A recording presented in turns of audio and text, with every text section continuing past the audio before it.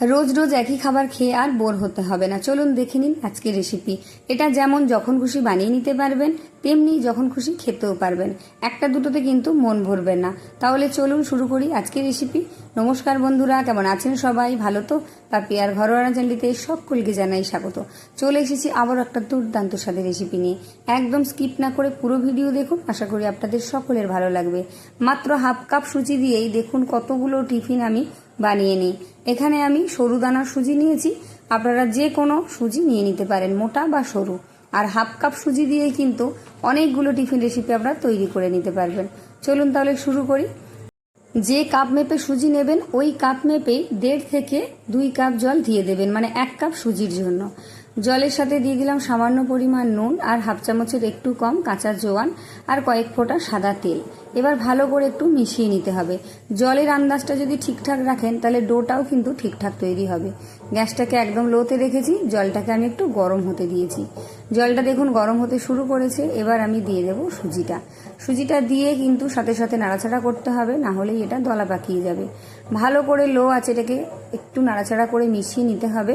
আর এইভাবে নাড়াচাড়া করতে করতেই কিন্তু সুজিটা শক্ত হয়ে আসবে, জলটা একেবারে শুকিয়ে যাবে। এটা বানানো ভীষণই সোজা, আর বাচ্চারা তো ভীষণ খুশি হবে এটা খেয়ে, বড়দেরও ভীষণ ভালো লাগবে। আপনারা কন্টিনিউ করুন ভিডিওটা, দেখবেন একটা সুন্দর রেসিপি শিখে নিতে পারবেন আর সবার মধ্যে একটু শেয়ার করে দেবেন। দেখুন একটা ডো কিন্তু প্রায় তৈরি হয়ে এসেছে। এটা অনেকটাই নরম আছে, এখনও কিছুক্ষণ এটাকে নাড়াচাড়া করে নিতে হবে। একদম লো আছে নাড়াচাড়া করবেন, খুব বেশি হাই হিটে করবেন না, তাহলে তলায় সুজিটা পুড়ে যেতে পারে। গ্যাস বন্ধ করে দিয়েছি, ডোটা রেডি। এবার ঢাকা দিয়ে রেখে দেবো এটাকে কিছুক্ষণের জন্য। এটা একটু ঠান্ডা করে নিয়েছি, এবার আবারও একটু নাড়াচাড়া করে নেব, যাতে এর মধ্যে যেটুকু জল আছে সেটুকু যেন শুকনো হয়ে যায়। তবে গ্যাসটা কিন্তু আমি বন্ধই রেখেছি, কড়ার যে তাপ আছে সেই তাপেই কিন্তু এর জলটা শুকিয়ে একটা শুকনো শুকনো ডো তৈরি হয়ে যাবে। ডোটাকে আমি একধারে রেখে দিয়েছি তুলে ঠান্ডা করার জন্য। এদিকে আমি 2খানা আলু আগে থেকে সেদ্ধ করে রেখেছিলাম, এইভাবে একটু গ্রেটারে গ্রেট করে নিচ্ছি। আপনারা চাইলে হাত দিয়ে বা কাঁটা চামচ দিয়েও ম্যাশ করে নিতে পারেন, তবে গ্রেটারে গ্রেট করলে কি হয়, একদম মিহি গ্রেট হয়, খুব ভালোভাবে মাখা যায়। সমস্ত আলুগুলোই আমি এবারে গ্রেট করে নেব। আর আলু দিয়ে যদি আপনারা বানাতে না চান তাহলে চিকেন বা ডিম দিয়েও বানিয়ে নিতে পারেন। আমি একটা পুর তৈরি করব, তার জন্যই সেদ্ধ আলুর প্রয়োজন, তাই সেদ্ধ আলুকে আমি এখানে গ্রেট করে নিয়েছি। সমস্ত আলু এখানে গ্রেট করা হয়ে গেছে। এবার এর মধ্যে আমি দিয়ে দেব হাফ চামচ গোটা ধনেটাকে আমি আগে কড়াইতে একটু নেড়ে ভেজে নিয়েছি, খুব বেশি না, হালকা করে। এতে করে খুব ভালো একটা টেস্ট আসবে, সুন্দর একটা ফ্লেভার আসবে। হাত দিয়ে একটু ক্র্যাশ করে দিয়ে দিলাম, ভেঙে ভেঙে, বেশ ভালো লাগবে খেতে যখন মুখে পড়বে। আর দিয়ে দিচ্ছি একটা ছোট সাইজের পেঁয়াজ কুচি, আর মিহি করে কুচি করে রেখেছিলাম। তার সাথে দিয়ে দিলাম আমি 4-5টা কাঁচা লঙ্কা কুচি। যদি হাতের কাছে ধনেপাতা কুচি থাকে তাহলে সেটাও এখানে দিয়ে নিতে পারেন, আমার হাতের সামনে ছিল না তাই দিইনি।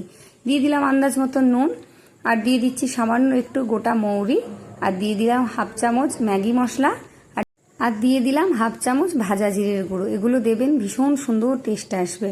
কয়েকটা মাত্র মশলা দিয়েই তৈরি হয়ে যাবে। দিয়ে দিলাম 1 চিমটি গরম মশলার গুঁড়ো, আর দিয়ে দিচ্ছি এখানে বেশ কিছুটা লেবুর রস।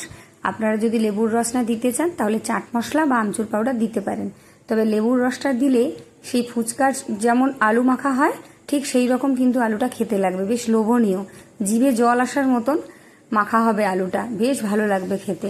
আপনারা যদি চান এটাকে আরও মুখরোচক করে তৈরি করতে আরও কিছু মশলা দিতে পারেন, তবে আমি বেশি মশলাগুলোই দিলাম, খুব বেশি মশলা দিইনি।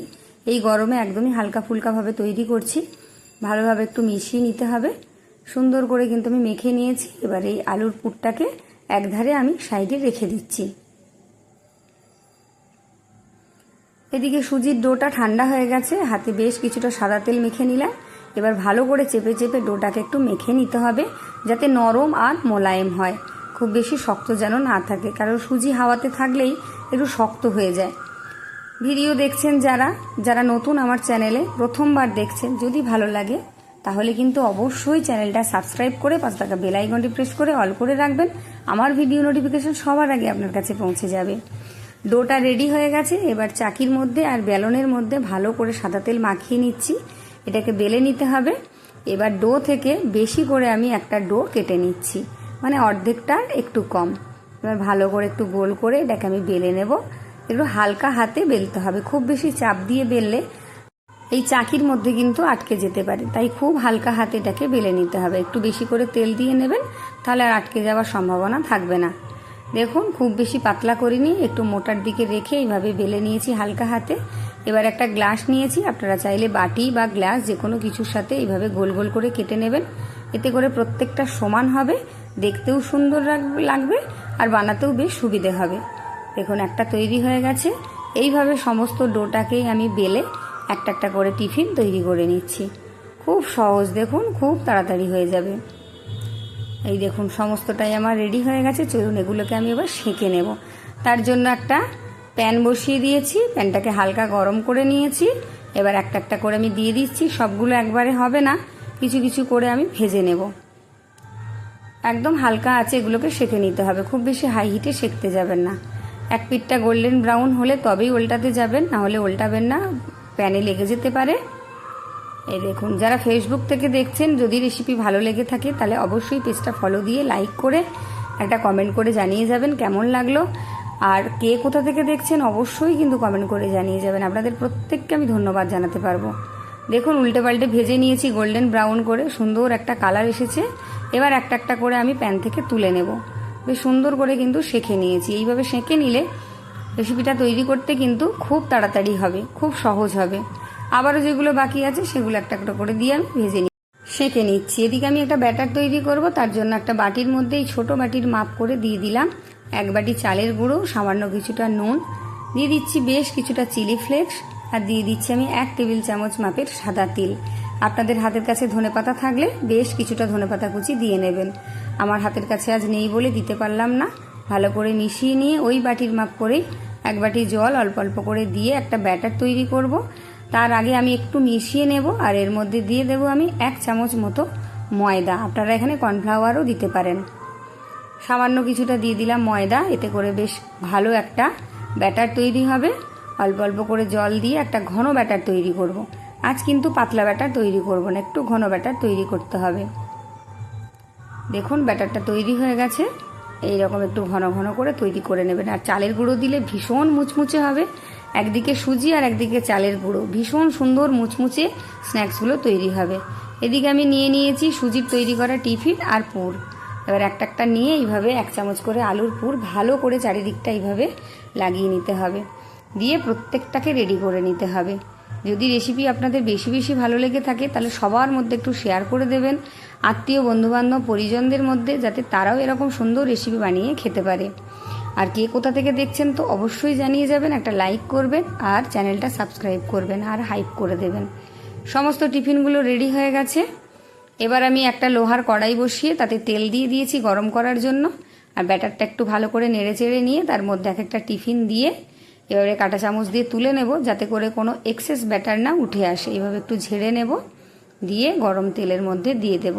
কড়াটা যেহেতু ছোট তাই এখানে দুটোর বেশি দেওয়া যাবে না, দুটো দুটো করেই আমি ভেজে নেব।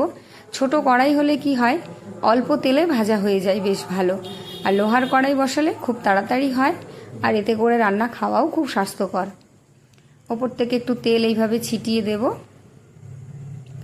তারপর হালকা হাতে একটু উল্টে দেব। গ্যাসটাকে কিন্তু আমি লো টু মিডিয়ামে রেখেছি, উল্টে পাল্টে এগুলোকে একটু লালচে করে ভেজে নেব। ভীষণ মুচমুচে হবে আর ভীষণ টেস্টি, একদম অন্যরকম একটা টিফিন রেসিপি। এই দুটো ভাজা হয়ে গেছে, আবারও আমি দুটো করে দিয়ে দেখিয়ে দিচ্ছি। দেখুন কতটা সুন্দর দেখতে লাগে আর খেতেও হবে ভীষণ সুন্দর। একবার না বানিয়ে খেলে আপনারা বুঝতে পারবেন না। যখন খুশি বানাতে পারবেন আর যখন খুশি খেতে পারবেন, বাচ্চা বড় প্রত্যেকের ভালো লাগবে। বর্ষাকালে, শীতকালে, যখন খুশি, গরমের দিনেও আপনারা খেতে পারবেন। দেখুন এই দুটো ভাজা হয়ে গেছে, একটু লালচে করে ভেজে নিয়েছি, এগুলোকেও আমি তুলে রেখে দিচ্ছি। এইভাবে সবকটাই কিন্তু আমি ভেজে তুলে নিচ্ছি। গরম গরম চায়ের সাথে অথবা ডাল ভাতের সাথে, সকালে ব্রেকফাস্টে কিংবা বিকেলে আপনারা কিন্তু আপনাদের মতন করে এটা বানিয়ে নিতে পারবেন, যেটা খুব সহজ আর খুব কম খরচে বাড়িতে থাকা কয়েকটা উপকরণ দিয়েই তৈরি হয়ে যায়। একটা আমি ভেঙে দেখিয়ে দেব যে কতটা মুচমুচে আর ভেতরটা কতটা জুসি হয়েছে। এই দেখুন কতটা সুন্দর হয়েছে, ভীষণ মুচমুচে হবে, আর একটা দুটোতে মন ভরবে না, এত সুস্বাদু খেতে। তাহলে দেখা হচ্ছে আবার একটা অন্য কোনো দিন অন্য কোনো রেসিপি নিয়ে। ততক্ষণের জন্য টাটা, সবাই ভালো থাকবেন, সুস্থ থাকবেন, সকলকে ধন্যবাদ।